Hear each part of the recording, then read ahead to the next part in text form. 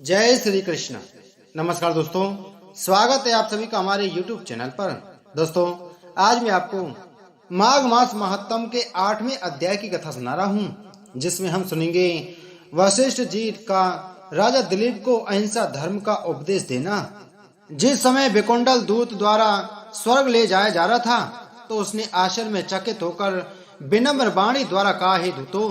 शास्त्रकारों का कथन है कि सज्जनों के साथ सात पैर साथ चलने पर ही मैत्री हो जाती है। इसलिए मैं आपको मित्रता के नाते यह पूछता हूँ कि जब मैंने और मेरे बड़े भाई कुंडल ने एक जैसे कर्म किए हैं, तब एक पापात्मा भाई को नरकों में डालकर दूसरे भाई को स्वर्ग ले जाया जा रहा है। इसलिए इस वेद को ठीक तरह से समझाने की कृपा कीजिए।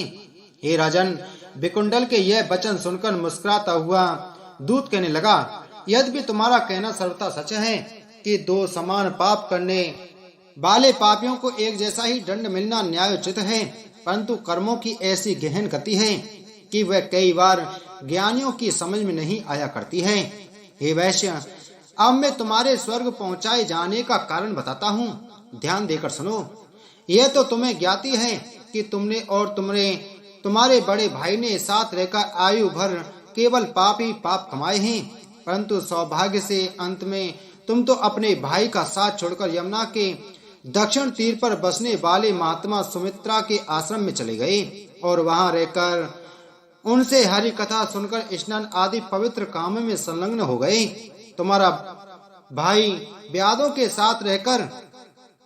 उसी तरह हिंसा आदि पाप कर्मों में रहता हुआ जीवन व्यतीत करता रहा, क्योंकि तुमने व्रत नियमों से रहते हुए विधि विधान से जो माघ स्नान किए हैं, सो एक से तो तुम्हारे सब पापों का नाश हो गया और दूसरे से तुम्हें स्वर्ग की प्राप्ति हो गई। यद्यपि तुमको सपने में भी स्वर्ग की आशा न थी, क्योंकि आपने ना तो अपनी समझ में कोई बड़ा भारी दान किया था और ना कोई विशेष उग्र तप ही, परंतु तुमने हिंसा आदि सब अशुभ कर्मों का परित्याग कर अपने पिछले किए हुए पापों पर पश्चाताप करते हुए न केवल माघ स्नान के सहित पुण्य कथाओं का श्रवण ही किया था, अब तो भगवान का नाम स्मरण भी किया था। इसलिए आपको स्वर्ग की प्राप्ति हुई है। हे वैसे, जो कोई पापी से पापी मनुष्य भी आगे के लिए अपने सब पाप कर्मों को छोड़कर और शुभ कर्मों के सहित भगवत भक्ति में मन लगाकर माघ स्नान आदि पुण्य कर्मों को करता हुआ शेष जीवन व्यतीत करेगा, वह सब प्रकार के दुख पापों से छूटकर समस्त संसारिक सुखों को भोगता हुआ स्वर्ग को प्राप्त हो जाएगा। क्योंकि तुमने आयु के अंत में 2 साल पाप कर्मों से सर्वदा रहित होकर भगवत भक्ति में तत्पर रहते हुए माघ स्नान आदि पुण्य कर्मों के जरिए व्यतीत किए हैं, इसलिए आपको स्वर्ग मिला है। हे मित्र, जो धर्मात्मा तुलसी का पौधा भी लगा देते हैं, वह भी पाप संताप से छूट जाते हैं और तुलसी दल से भगवान की पूजा करते हैं, वह चरणामृत लेते हैं, वह हमेशा के लिए दुख से छुटकारा पाकर सुखी रहा करते हैं। इसी प्रकार जो मनुष्य शिवलिंग की पूजा करते हैं, वह ओम नमः शिवाय इस मंत्र का निरंतर जाप करते हुए भगवान महादेव का ध्यान करते हैं, वह सपने में भी यम यातना नहीं भोगते। हे वैश्वर, विष्णु भगवान और महादेव को समान ही समझकर मनुष्यों को उन दोनों की पूजा करनी चाहिए,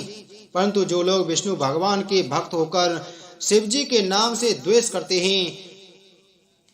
वह शिव भक्त होकर विष्णु व उनके मानने वालों से द्रोह करते हैं, वह सपने में भी स्वर्ग के सुखों का उपभोग नहीं किया करते।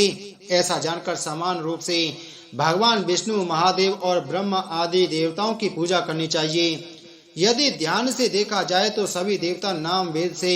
परमेश्वर के ही रूप हैं, इसलिए सबकी पूजा करते हुए किसी से भी द्वेष नहीं करना चाहिए, वही संसार में यश और सुख को प्राप्त कर सकेगा।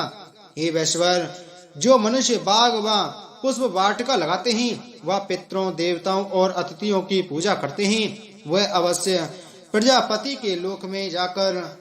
सुख का उपभोग किया करते हैं। हे मित्र, जो अतिथि मध्या के समय आकर उपस्थित हुआ हो, वह मूर्ख हो,